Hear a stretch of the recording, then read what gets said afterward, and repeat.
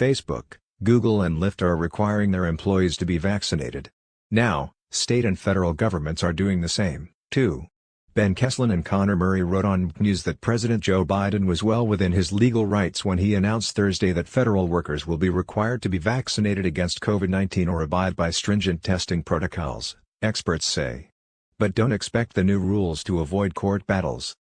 As coronavirus cases rise in the United States, and as vaccination rates have fallen from their daily peak in April of more than 3 million shots to an average of 622,000 doses, companies such as Facebook, Google and Lyft are requiring their employees to be vaccinated. Now, the government is doing the same, too. On Monday, the Department of Veterans Affairs became the first federal agency to require all its medical facility employees to be vaccinated against COVID.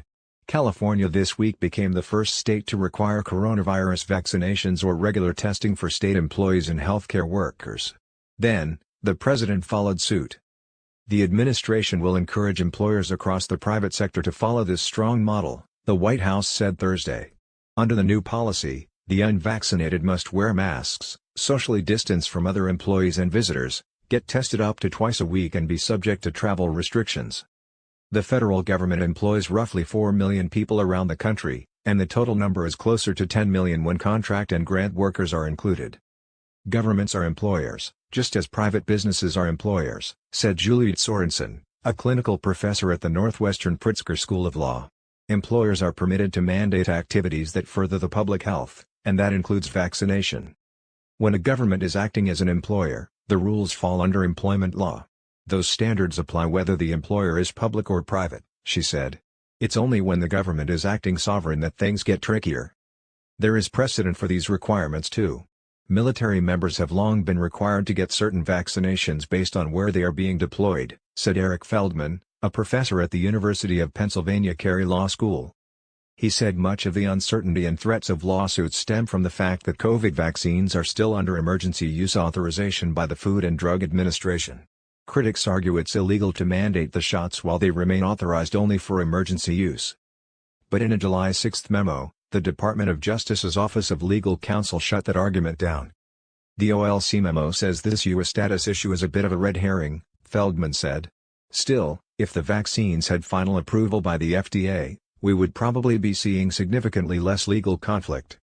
Importantly, a vaccine mandate doesn't legally mean a person can't refuse the shot. It's not compulsory in the sense of holding people down and shoving needles in their arms, Feldman said. Taking this vaccine is a condition of participating in this particular activity. That activity can be working at your job, attending a play, taking public transit or eating in a restaurant.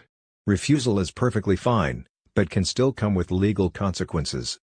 Part of why recent requirements from the federal government are drawing scrutiny is because the issue hasn't come up much, he said.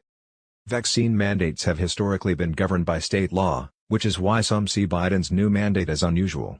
Employment law differs from state to state, as do the rules governing vaccination requirements and exemptions.